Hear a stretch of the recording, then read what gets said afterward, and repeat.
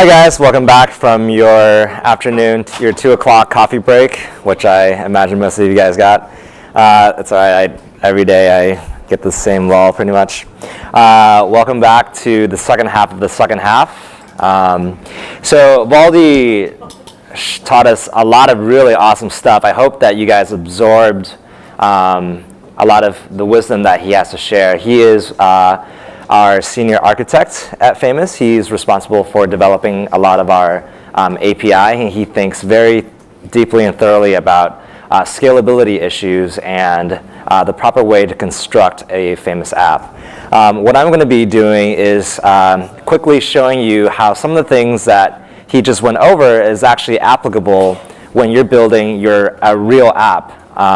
So what you're looking at is one of the first one of the first UI and animations that we've been building through our private beta program. I actually built this one to kick off the series of projects, and we've had a lot of other individuals, companies, design consultancies come in and build more of these simple interactions as a way to create reusable UI widgets, as well as to develop code examples that you guys can use in your own apps. So this one is based off of the Timber app. It's a music app. The flicker that you see there is actually due to my console being open. So please don't hold that against me. I have no control over that. So this is actually the tutorial that you guys will eventually do in Famous University. It's on there right now. It just got launched today. In Famous 102, and it's actually, if you look at this interactions, it's very similar to what Valdi just showed you with his block. What I just want to talk about really quickly is the process of, or the requirement of having to refactor from a state modifier to a regular modifier using a transitionable. This is actually a really, really important concept, and it's also a little bit more advanced than using a simple state modifier. And so state modifier was introduced in Famous 101. Transitionables are introduced in Famous 102. Even though the transition object, with a duration and an easing curve, is pretty much the same for both of them. So in this step of Timber, what I have right now is a simple click toggle for the menu, the page menu, to move left and right. As you can see in the code here, it's a simple page modifier, set transform.translate to a position, and then with a animation definition there. So you guys should all be familiar with that if you've gone through Famous 101. So as Valdi mentioned, so this is using a state modifier, but we eventually will run into trouble if we start incorporating a generic sink to drag the page position. This is because the state modifier, the reason that it's called the state modifier, is storing the state internally. So state modifiers are actually built with multiple transitionable objects, and each transitionable object stores a state. So now when you build a new sink object, that sink needs to store its state in a variable. So now if you continue using a state modifier and also a sink, you have two states that you have to keep synchronized. So now you have two sources of truth for your state, and that is not ideal. So the refactor involves taking the state out of the modifier and storing it in a transitionable object, which can then be sourced into multiple other modifiers and apps. Or sorry, not apps, different widget components. So you can think of each transitionable as a source of truth or as a state. And when you're just simply placing an item, you're just placing a surface on a page, and you know that it doesn't require complex animations, you can simply use a state modifier because it's a simpler API. So how this translates, how something like this, even though this example seems really simple, it's actually really, really powerful. So one, I just showed you that you can apply this exact same thing to build a hamburger menu that is responsive to your touch as well as click. So the other thing Valdi mentioned is that as I drag this, as I move the position, the arrow is also rotating. So as you can see, there are two modifiers, and they're sourcing from the same transitionable object. As Valdi said, they're sourcing from the same state, the same source of truth. And this is a really powerful thing because now you can sequence a lot of different animations from the same variable. So the gentleman over here asked me earlier today about a UI transition in Facebook's Paper. So this is the famous version of Paper. And again, please excuse the flicker. That's because I have my console open. But as you can see, as I drag my scroll view up and down, I actually get animation inside of each one of these stories. Can you guys see that here? This one's pretty noticeable. Right, you can see these photos tucking and untucking underneath as I drag the scroll view. So the position of the scroll view, the Y position of the scroll view, is the main state for this app. So that stores the truth of that all these other animations are based off of. Does that make sense?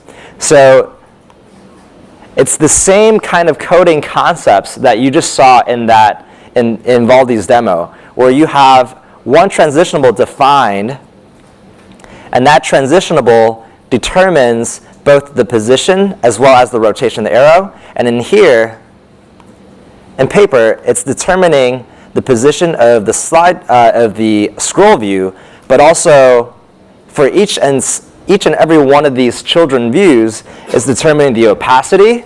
It's defining the position of the children pictures inside of there. You know, it's determining the size of the text, anything that you want. You can all source it from the same transitionable object. So this is a really powerful example, a really powerful concept that once you master it, you can do some really, really awesome animations. Very cool. So that is all I really wanted to say about transitionables. I think Mike wants to, he has some advice for you guys in terms of common pitfalls that people are making when they're building in Famous. So these are things that, I mean, throughout the day, I hope that you guys get the sense that the way you build apps using Famous is very different than traditional web development. And I hope that, one thing that we haven't elaborated on very much is what not to do. So I'm going to pass it over to Mike, who is going to fill you up on that. But first, we got a question. Yeah. I was just curious, like, how is there like a best practice for how you pass the source of truth, transitional down or up? Yes, that's a very good question. So there are a couple ways to do it. You can transitionable as an object. So you can actually pass that transitionable from a parent view to its child view, and they can query the state, right? So then that's one way they can share the same state. The way that I chose to do Paper, I mapped the transitionable. So here, like I said, the master control for all the animations is the Y position of the scroll view, right? But as you can imagine, the scroll view Y position ranges from 200 pixels up to 0 pixels. And that's not a very friendly transitionable range to be using for all the other animations. So what I did was I mapped that 200 to 0 to a 0 to 1 value, which determines the state.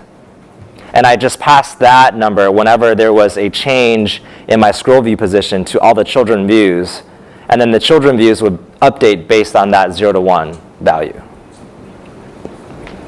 So are you doing anything to make sure you're not passing it to views that are outside of the viewport? Right. So no. So when I'm passing things, remember in slideshow when we pass the data object. So you can just pass it along in your construction of that specific instance, and only that instance will have that data. Got it. Cool.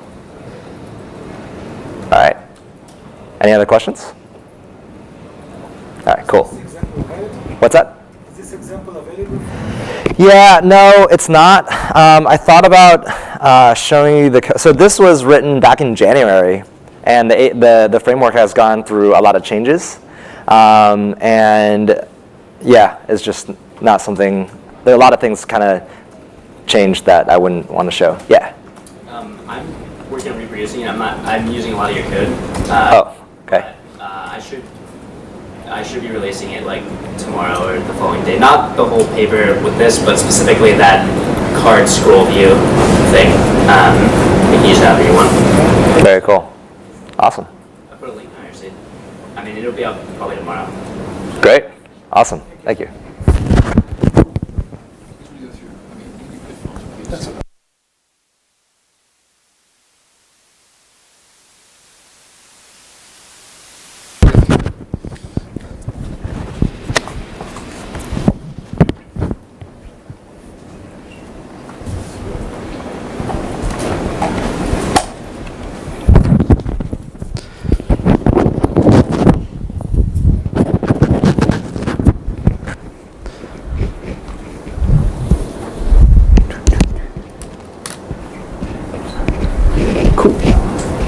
All right, can you guys hear me? All right, cool. That would probably help. All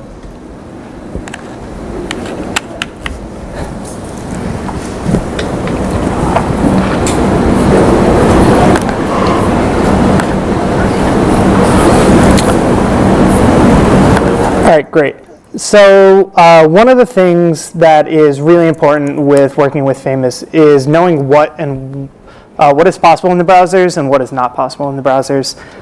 Because the DOM has been traditionally a very flat interface with nesting, and CSS transforms are relatively new, the browsers have a lot of different inconsistencies on how they implement drawing to the screen. Each of them have different ways that they try to optimize painting to the screen by caching certain values of what they believe like their pixels to look like, and it leads to some pretty wonky differentiations. So hopefully through the next 15 minutes, 20 minutes, I'll hit these roadblocks that you're probably going to hit dead on, and now you'll at least be aware of them and say, okay, this isn't me, this is the browser doing something, and hopefully, for some of them at least, give you an idea of what you can do to correct these.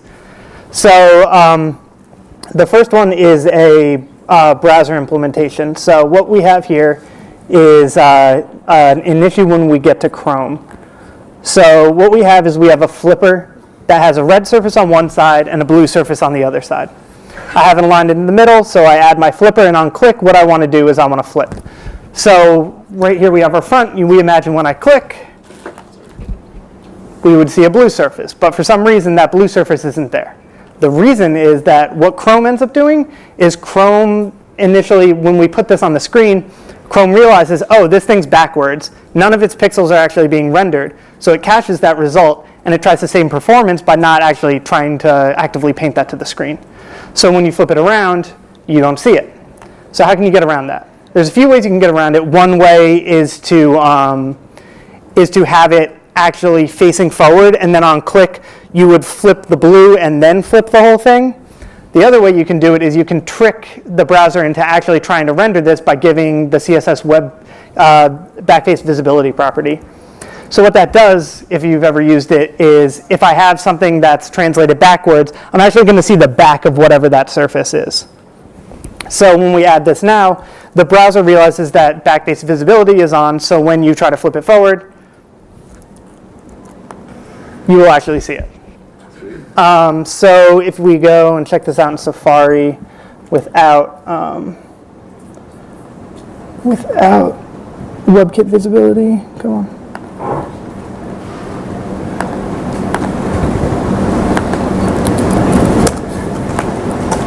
You can see that even without WebKit visibility on, Safari was able to render it properly. Firefox is the same as Chrome. Yeah, so just stuff like that you need to be cognizant of. This is also a very similar fix. Actually, I wasn't able to reproduce it, but we hit this up early. Was what happens when you have an image that is added to the page, but it's initially scaled down. So let's say I have an image that is 500 pixels by 500 pixels large, but it's sitting behind a modifier that scales it down by a hundredth of the size it actually is. When we add that to the page, we see this little mini image, but when we then blow that up back to its initial size, what ends up happening is this. We saw this on Android browsers a lot, and on some Chrome browsers, some versions of Chrome. What they ended up doing was a similar thing where they actually cached the bitmap of it and tried to map that to the bigger size. So because you scaled it down, added it to the DOM at a small size, when you blew it back up, you're getting an incredibly pixelated image. So if you ever come across that, that's something where you might want to try to insert it to the screen as the full size, then scale it down, and then when you bring it back up, because you had inserted into the DOM at a full size, you're going to get the full pixel value of everything back. The next one is probably the worst bug, in my opinion. So the next one we're going to talk about is intersecting surfaces. So what we have here is we have two surfaces. We have a red surface and we have a blue surface. They're both in the middle, and we have one that is rotated math.pi/4 clockwise, and one that's rotated math.pi/4 counterclockwise. Show this fine. Well, yeah, sure. I hate this. What is this? Develop empty caches. So you can see this is what it's supposed to look like. In Safari, when you have those things rotated about their center point, their center axis, and you rotate around the y-axis, this is what you would look like if you're looking at this thing. You're going to see them going through each other. It paints it. It gets the layers. It understands how, because these things are layered, or how these things are positioned in real, or like 3D space, what's going to appear in front and what's going to appear in back. Whereas with Chrome, and similar with Firefox, it tries to paint the blue surface because the blue surface it thinks should be on top. So for now, until browser companies or some like Chrome and Firefox, they end up fixing the way they do some painting, try not to go for intersecting surfaces. You're not going to get what you expect. That also, unfortunately, doesn't really have a fix, unlike the other ones. Another one, this is kind of a big one, surface ordering. So surface ordering is something that a lot of people, you come across this pretty early when you're working with Famous. Hey, why is this on top of the other thing? I thought it was supposed to be this way, the other way. So what we have in surface ordering is this. We just have a red surface and we have a blue surface. And I translate my blue surface down a little bit to just offset it to see. So we can see that the blue surface is appearing in front of the red surface. Why is this? We don't have anything, there's no CSS that's telling the blue surface to be in front of it. It doesn't have any CSS that's saying, all right, I have a higher Z index, so paint me on top of whatever else is on my layer. But what ends up happening is when things have the same translation in zspace and the same CSS Z index, the default behavior for browsers is to paint them in the order in which the DOM elements were created. So older DOM elements are actually going to be created first, and newer DOM elements are then going to be layered on top of them. So we can see because the red surface was created and then the blue surface was created, the DOM elements associated with those surfaces are going to be in that order, which is why you see blue on top of red. If I then move this up top, and then I instead make the blue surface in front of, or before I make the red surface, you can see that the red surface is now on top. No changes to the render tree, but just because of the way that the DOM or the browsers implement the way they paint, you get different results. This is particularly an issue when you have things that like Lightbox and Render Controller that are swapping and showing different components. Because of the way we use element pool caching to redistribute unused DOM elements to people or to different surfaces that are asking for it, You might get DOM elements that are in a different order than you would expect, which could lead to some really confusing, why is this on top of other things? So we can talk about, as we mentioned before, there's two ways to really go about this. There's translation in zspace, and there's also CSS z-indexing. So if I give this red surface, so if I give this red surface 0, you can see it's behind. But let's say instead I gave this 10, it's going to get painted. And they're technically on the same layer in zspace. Like if I translate this thing, they're not going to be one in front of the other. But I get the painting that I want because I'm managing that with CSS as you normally would in like any other web app. If I don't do this instead, but I change my modifier translation in Z of my blue surface, what I can do is I can say, OK, I manually want to be 1 pixel in front of my red surface. Likewise, I can say I want to be 1 pixel behind my red surface. So you get the same layering effect, but as a consequence, you actually do have a 1 pixel buffer. So again, if I had rotated this slightly, you're going to see a little bit of gap between those things. Z-space translations are also particularly not as useful as compared to CSS z-index things when you have set perspective set. When you have different set perspective sets, translating in Z, even like 5, 10 pixels, you might get your surface, if you push it back 10 pixels, it's going to be a little smaller than you would want depending on what your perspective is. So you might end up with like a little bit of white space around the outside.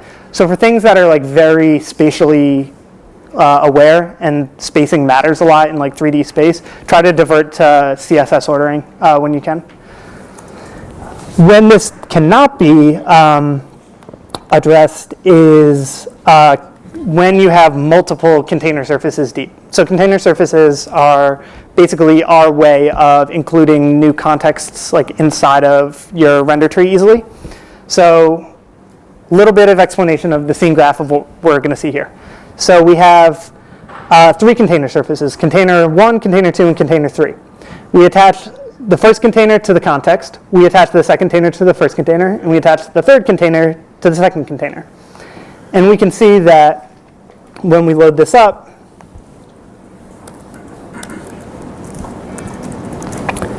like we had before, the blue surface was in front of the red surface. We see the blue surface is in front of the red surface. So now if we try that trick of, OK, actually I want my red surface in front of my blue surface, let me throw my blue surface back in z-space a little bit. If I do -10, you're going to see that it actually doesn't translate back. It's a shortcoming of what we think is how depth is translated with WebKit. And you lose the ability to control z-spacing when you have container surfaces that are nested too far deep. So try to keep container surface to a minimum. They're really good for parallax effects. They're really good for overflow hidden things. But really don't go wild with them because of the issues you might face. So that's pretty much what I wanted to talk about in terms of kind of the gotchas, because these are the kind of things that if you don't know about them, you're going to sit there and you're going to scratch your head for an hour or two. And you're going to say, like, I know I did this. I know I know my code is right. What's going on? So like as you progress in like using Famous, definitely make sure you're testing on multiple browsers. Make sure you're testing on like an Android and an iOS phone if you can. Those are the kind of things that you're going to want to keep on track with, and make sure that you're cognizant of every single environment that you can run in. So what do we move on to Tasky here? What about repaints? Yeah, sure. So I can just talk about it. I don't have an example written up, but Can you talk about what's actually going on? How does a surface get? Yeah, sure. So basically, when you change the size of a DOM element, the browser has to repaint that DOM element for you. So that painting step is kind of expensive. It's not moving stuff around. When you move or you rotate or you set an opacity or you scale through Famous modifiers, what we're actually doing is we're changing the matrix 3D property for you. And essentially what that's doing is it's triggering the graphics card to move and position your thing instead of the CPU. When you actually change the size of something, however, is when you're going to end up repainting. Because you're modifying the actual size of that DOM element, it actually needs to fill those pixels and recalculate. So if you can avoid it, there's a much better, you don't want to be resizing a lot of things. If you are growing and shrinking things at large like frame rates or velocities, like you're gonna hit some performance issues when you like if you're in like a high animated like environment. Yeah, I just wanted to add a comment. So in the beginning of today, we briefly talked about, I think I may have glossed over this a little bit too fast. I showed you the DOM tree with all the elements, and I showed you that there's a matrix 3D with 16 numbers there, right? And I said this is it represents a 4x4 array that the browser uses to position, rotate, and scale our DOM element, our surface. But I didn't really say why we're doing that and why we're doing that. And the reason is for performance. So when you use CSS to animate your divs around, the browser is actually doing a lot of repaints. Especially if you're using position relative. Think about it. So if you have, based on the box model, if you have a div, and then you have other divs positioned relative to that div, to the original div, and you move that original div, the browser has to calculate where to position each and every one of the dependent divs. So that's a lot of performance that the browser has to do. So what we're doing in Famous is when we create a surface, that surface actually gets rendered as, you can think of it as like a bitmap, okay? And when you move things around using Matrix 3D, using a transform and modifiers, we're actually telling the graphics card, the CPU, to move an image around rather than recalculate everything, recalculate how the entire document should be reflowed. Does that make sense? So when you're creating your surfaces, make sure, and you're putting content in your surfaces, make sure that all of your content fits within your surface so that it's not extending outwards. Your surface should bound all of your content. And also, although you can inject HTML into your surfaces and you can apply CSS, be very careful about how you choose to do so. Because if you start putting margin and padding inside of your surfaces and it pushes your content outwards and cause reflow and repaint, which really can hurt your performance. The other side of that, the trade-off is, if you start using too many surfaces in Famous, we do have an upper limit to how many surfaces we can add and keep track of through our engine, right? So sometimes it's not performant to have too many surfaces. So if you're building a view with a lot of just static layout, okay, right? So for example, we built our slide view earlier, and I said, we have a photo with a black border around it. One way to do that is actually just using CSS to create a border. However, because we needed the photo to fade in right after coming out of the camera, we needed that photo to be a separate surface. Whereas if you didn't need that, if you just needed that black border for styling, you could have easily put that into your HTML and just styled it as a static HTML, and that would have reduced the number of surfaces you have created and would have improved performance. Cool. All right. Any other questions around performance, pitfalls, things not to do? Yeah. What's the current browser support? What kind of browser do you guys support? Pretty much everything except for IE under certain circumstances. We do, but there's a feature in Internet Explorer, Preserve 3D, that they're working on fixing right now. So if you have a lot of flat content where you're not depending on the 3D scene space, right, then it actually is okay. But But if you start translating things in 3D and trying to rotate things, positioning in 3D, then that's where you're going to have some issues in Internet Explorer. But they are working on that. Other browser-specific issues, we know that Firefox has had some issues with their Z-depth testing, what Mike was showing, but that is something that they've recently been working with us on as well. I think they may have fixed that bug in the newest Firefox. Yeah. Is there any way to hide overflow of ScrollView without a container service? Nope.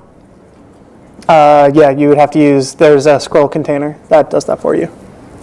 So it doesn't do it for you automatically, but it's essentially a container surface with the ScrollView inside of it. That'll get rid of your overflow for you. Yeah. So you need the nesting. Otherwise, it doesn't work because you can't have it like at the same depth. You need something to have overflow hidden on it. You could also set your clip size of your ScrollView. So what clip size does is it pretty much defines like what your area is, and it'll not render things not in that area.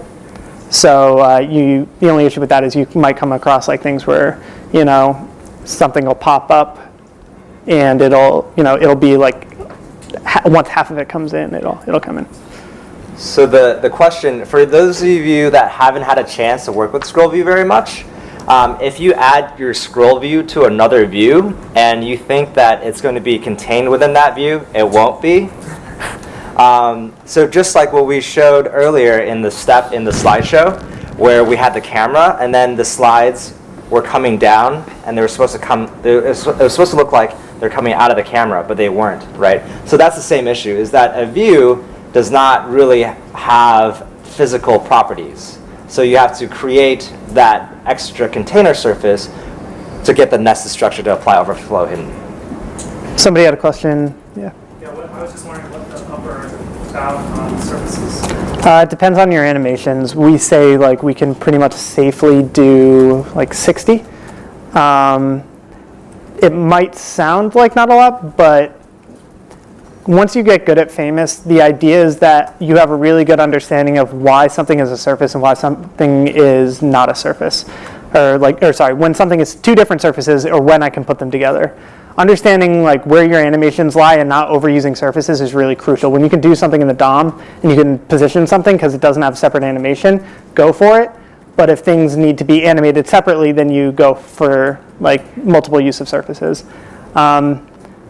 Yeah, I mean, we're working with, we're working to get faster times. A lot of it has to do with the serialization and deserialization of our matrices. So essentially, we calculate them, we put them into a string, we put them into the DOM. The browser takes that, parses the string, turns it back into a number, feeds it to the graphics card. By getting rid of that step, hopefully, we can boost that number a lot, but down the line. Any other performance questions? Yeah. When we were talking about the transition goals, Yeah. you mentioned in like the modifier class there's a transform function that gets called EveryTick. Yep. Does that mean that you wouldn't want to be doing any much calculations? Like what kind of performance impact would that have? So there's a lot of things that run EveryTick. The every modifier is going to be called, is going to have its transform, its size, its opacity. All of that is going to be called EveryTick. We also have the render loops that pretty much like it's our rendering pipeline to decide like how do we multiply the matrices together to get to your end positioning. Don't be too worried about like math. When he does that angle check based on my position, do I do that? Yeah, that's fine. But in your loop, don't have asynchronous callbacks to Twitter or sync callbacks to Twitter or something. That's not going to work. But it's something to be cognizant of. Once you get more advanced and you start using the render and the commit steps, and you're like touching the frame by frame stuff, and that logic can kind of get hairy every once in a while, and you do have to be a little cognizant. But things that's like simple math for transforms, don't worry too much about that. Yeah. One thing I would add is as you start building more complex apps, like if you look at our website, I think our website is probably the largest and most complex app that we've built internally in Famous. It has, if you look at Famous University itself, it is a huge app. And then we have all the other sections like the demo, the homepage and things like that. And it's been a really great learning experience for us in managing that app of that scale. And what I would say is that as your app gets that big, you really want to be cognizant of how you're managing your resources and recycling them. Not even recycling them, but how you trim your render tree when you to get rid of things that you don't need, clean up event listeners, delete objects that you don't need, just clean things up. So I talked about, we went over the Lightbox widget in slideshow, right? And I mentioned that the Lightbox widget is what's doing your adding and removal from the render tree. So that's a really useful tool. The render controller is Lightbox, but gives you much more control over the individual transitions. And then furthermore, when we launch scenes and scene controller is when you're really going to be able to move big pieces of your app in and out. And then, so that's kind of more on the app architecture level. On the component level, for ScrollView has so many optimizations in it. Our platform engineers have done an amazing job improving the performance, recycling all the divs appropriately. So Mike talked about the clip size. There's also the margin. So the margin specifies how the margin above and below the viewport, the size at which the next surfaces, the next renderables should be rendered. Because as you're scrolling, you don't want, if you're loading an image or content, you don't want that to be generated right as it's coming into the viewport. You want to give it some buffer space. That's what margin does. So ScrollView automatically does a lot of that recycling for you. So as you build your own widget, I think hopefully we'll get time to talk about that today. You'll think about, what are my resources? Where are my biggest hits on performance going to be? And what are some ways that I can reuse some of my assets, or even trim down my render tree when they're not needed? Cool. Cool. Cool. Great. Do Give them a break.